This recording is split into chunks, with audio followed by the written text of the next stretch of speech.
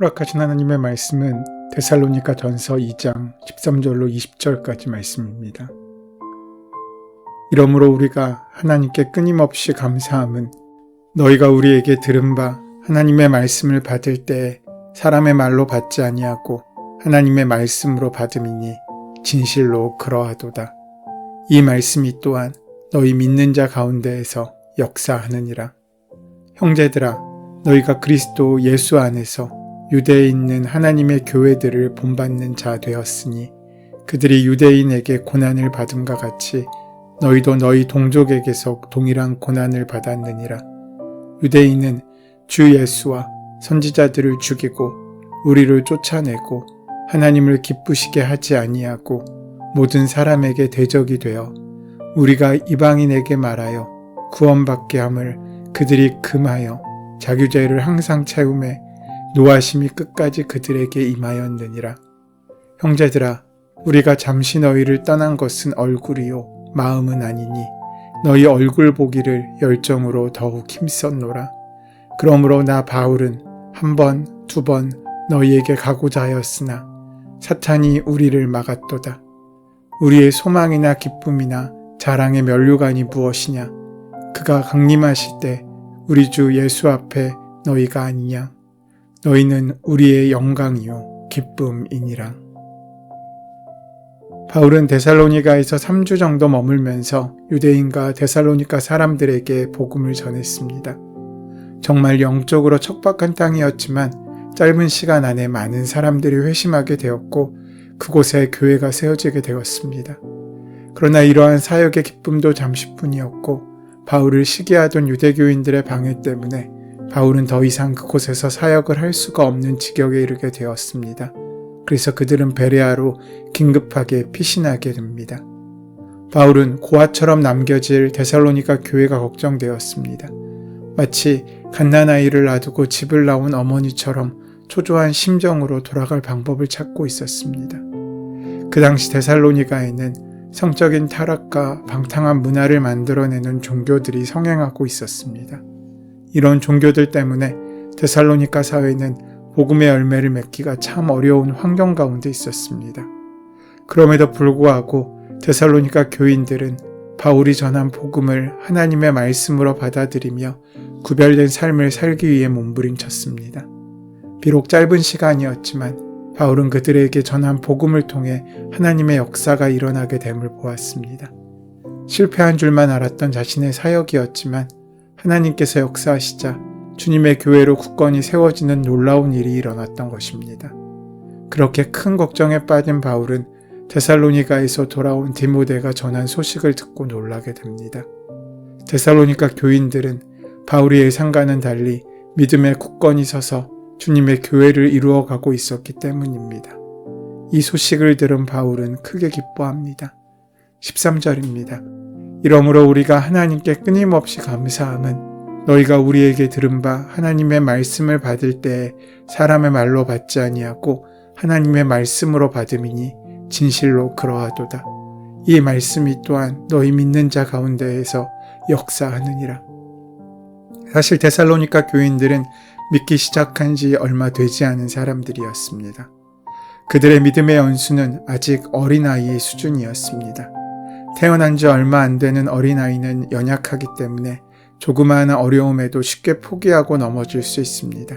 마찬가지로 이제 막 신앙생활의 걸음걸이를 시작한 데살로니가 교인들에게 힘든 고난이 찾아온다면 그들은 믿음을 쉽게 포기할 것처럼 보였습니다. 그러나 데살로니가 교인들은 그렇지 않았습니다. 그들은 신앙을 흔들어 놓을 만한 여러 가지 저항에 직면하면서도 믿음을 지키기 위해 애썼습니다. 바울이 봤을 때 그들이 얼마나 대견하고 힘이 되었겠습니까? 그런 점에서 볼 때 교회는 사람이 책임지는 공동체가 아니라 하나님께서 책임지시는 공동체라 할 수 있습니다. 우리는 간혹 교회의 규모가 커지고 안정적으로 세워지는 과정을 보면서 사람의 힘으로, 사람의 능력으로 교회가 세워진다고 착각할 때가 있습니다. 가끔은 하나님이 도와주지 않으셔도 성장해왔던 관성에 의해서 교회가 잘 이루어져 간다고 생각하는 것입니다. 하지만 그것은 분명 잘못된 생각입니다. 교회는 단 한순간도 하나님이 필요 없었던 적이 없었습니다. 하나님이 세워주지 않으시면 교회는 세워져 갈 수 없습니다. 아무리 많은 돈과 많은 교인과 많은 권력이 있다고 할지라도 교회는 무너지고 맙니다.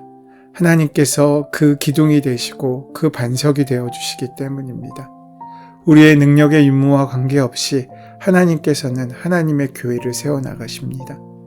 우리의 교회가 인간의 능력이 아닌 하나님의 능력과 도우심으로 세워져 갈 수 있기를 우리는 그래서 소원해야 합니다. 겸손히 주님을 교회의 주인으로 모실 때 그 교회에는 어떠한 고난이 닥친다고 해도 견고하게 세워져 갈 것이기 때문입니다. 데살로니가 성도들은 하나님의 말씀을 받을 때 사람의 말로 받지 않고 하나님의 말씀으로 받았습니다. 바울 일행은 그들의 얼굴 보기를 간절히 원했지만 그 길이 막혔습니다. 데살로니가 성도들은 바울 일행에게는 기쁨이요 자랑의 면류관이었습니다. 바울은 데살로니가 성도들을 인하여 쉬지 않고 하나님께 감사하였는데 이는 그들이 바울이 전한 말씀을 사람의 말로 받지 않고 하나님의 말씀으로 귀하게 순종하였기 때문입니다. 그들이 하나님의 말씀으로 받은 말씀은 그들 속에 역사하여 풍성한 믿음의 열매를 맺게 하였습니다. 바울은 그러한 모습을 보며 기뻐하였던 것입니다.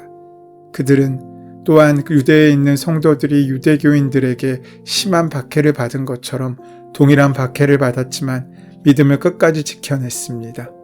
성도들의 이러한 신실한 신앙은 바울로 하여금 큰 기쁨을 갖게 하였습니다. 이렇듯 신앙의 초보였던 데살로니가 교인들이 귀한 믿음의 열매를 보여준 것과 달리 유대인들은 어떤 삶을 선택했습니까? 사실 유대인은 가장 먼저 하나님께 선택받은 민족이었습니다. 또한 하나님의 말씀을 가장 먼저 맡은 자들이었습니다.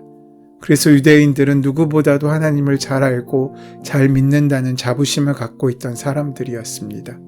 그런데 그들이 주 예수를 죽였습니다.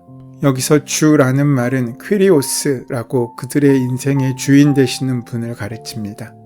당시 일반적인 유대인들에게 그 주가 누구시냐고 묻는다면 대부분은 유대인들은 창세전부터 계신 여호와 하나님이라고 답할 것입니다. 즉 유대인들은 성자 하나님이신 예수님을 자신들의 주님으로 인정하지 않았고 불순종했으며 급기야 죽이기까지 했습니다. 그들은 예수님뿐만 아니라 하나님의 말씀을 전하였던 선지자들까지도 미워하며 죽였습니다. 더 나아가 유대인들은 열방을 향하여 구원의 길을 열어주신 주님의 은혜를 인정하지 않았습니다. 그들은 이방인에게 복음을 전하는 주님의 일꾼들을 방해했습니다. 자신들만이 선택받은 민족이라는 아집 때문에 하나님의 구원 사역도 막아선 것입니다. 결국 이 모든 행위의 결과가 무엇입니까?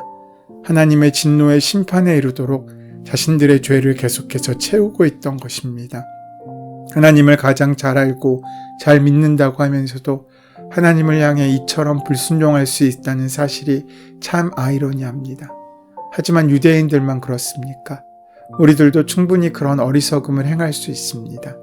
날마다 말씀 앞에 나를 세워두지 않으면, 항상 겸손하게 나를 쳐서 십자가에 복종하지 않으면 그 열심은 주님을 향한 것이 아니라 나를 향한 것이 되고 그 열심이 오히려 하나님과 나를 더 떨어지게 만드는 것입니다. 그런 열심으로는 신앙생활을 하면 할수록 하나님께 불순종하는 꼴이 될 수 있다는 사실을 우리는 기억해야 합니다. 바라기는 유대인들을 반면교사 삼아 말씀 앞에 늘 겸손하고 바른 열심으로 주님께 순종하는 우리가 되어야 할 것입니다. 바울은 유대인들이 예수와 선지자들을 죽이고 자신들도 쫓아내었으며 복음을 믿는 성도들을 핍박하였는데 데살로니가 성도들이 그러한 핍박을 받음은 참으로 영광스러운 이름을 교훈하고 있습니다. 그리스도와 함께 고난받는 자는 그리스도와 함께 그리스도가 누리는 영광에 참여하게 되는 것입니다.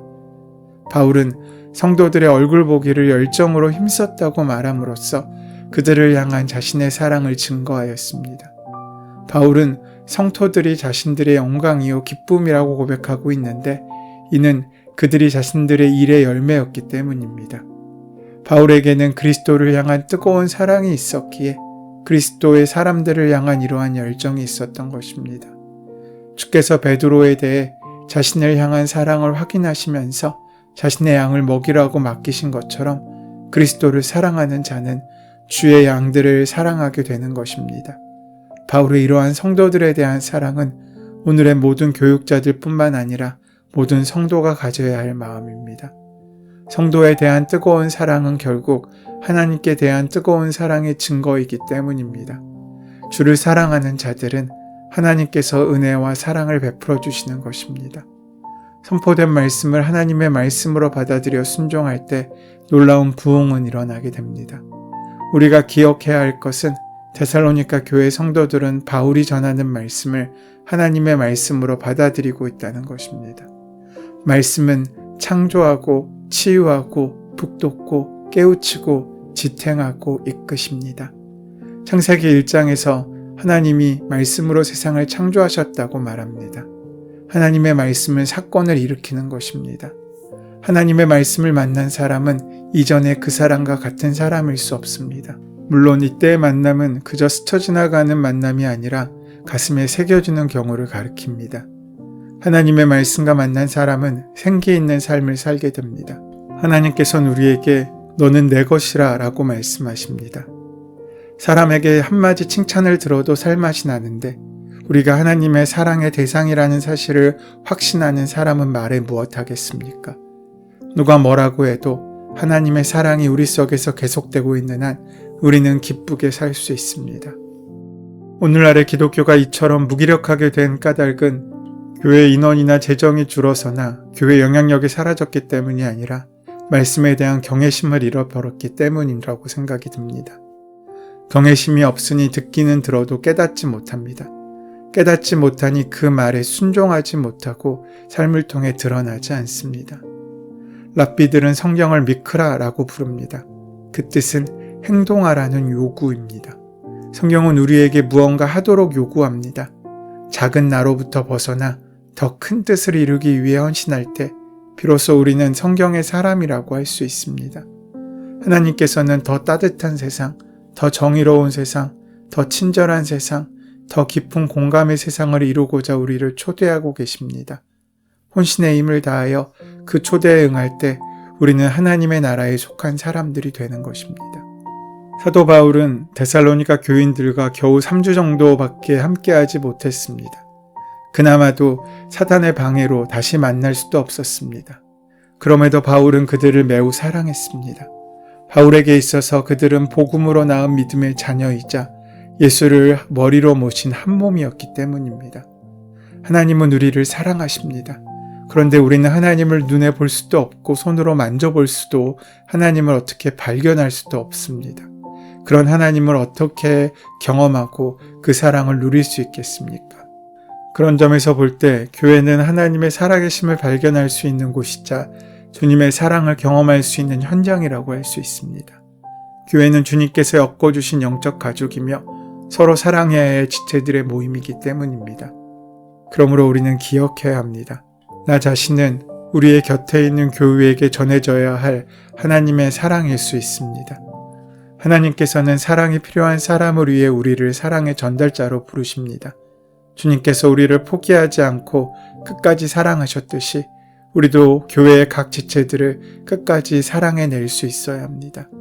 내게 만나게 하신 교우님들을 인내하고 기다려주고 세워줄 때에 우리 교회는 주님의 사랑으로 넘쳐나게 될 것입니다. 이 세상의 보편적인 사람들은 자신이 모은 재물이나 자신이 이룬 업적을 자랑하길 좋아합니다. 반면에 성도의 가장 큰 자랑거리는 무엇이겠습니까? 오늘 본문 속 바울 사도는 복음을 듣고 예수를 믿게 된 데살로니가 교인들이 바로 나의 자랑이며 면류관이라고 말합니다. 왜냐하면 그 자랑의 대상이 사람이 아니라 주님을 향하고 있기 때문입니다. 우리는 언젠가 주님 앞에 서야 할 것입니다. 그때 무엇을 들고 가야 주님께서 가장 기뻐하시겠습니까? 이 세상에서 사는 동안 내가 모아둔 재물 혹은 내가 쌓아올린 명예, 업적 이런 것들을 주님께 드리면 주님께서 기뻐하시겠습니까? 안타깝게도 하나님 나라에서는 그런 것들은 그렇게 중요한 가치로 여겨지지 않는 것들입니다. 우리가 주님께 들고 가야 할 가장 기뻐하실 선물이 있다면 그것은 주님께 회개하며 돌아온 한 영혼이고 우리가 이 땅에 뿌려넣은 사랑의 씨앗들이 맺어낸 사랑의 열매들일 것입니다. 회개하며 돌아오는 영혼이야말로 하나님께서 가장 기뻐하시고 받기 원하시는 재물입니다. 그렇게 귀하게 하나님께 드릴 선물이 풍성한 인생이 되는 우리들 되기를 소원하고 축원합니다. 은혜의 주님, 사람이 교회의 주인이 아니라 주님께서 교회의 주인이 되어주셔서 믿음의 사람들을 세워가 주시니 감사합니다. 우리를 통하여 회개하며 돌아오는 영혼이 많아 주님의 기쁨이 되는 영광의 삶을 살 수 있도록 인도하시고 함께하여 주시옵소서. 예수님의 이름으로 기도드립니다. 아멘. 이제 오늘 이 아침 우리에게 허락하신 오늘 본문의 말씀이 오늘 나에게 주신 하나님의 말씀으로 만나지기 위하여 본문의 말씀을 깊이 묵상하시고 함께 기도하는 시간 가지도록 하겠습니다. 함께 기도합니다.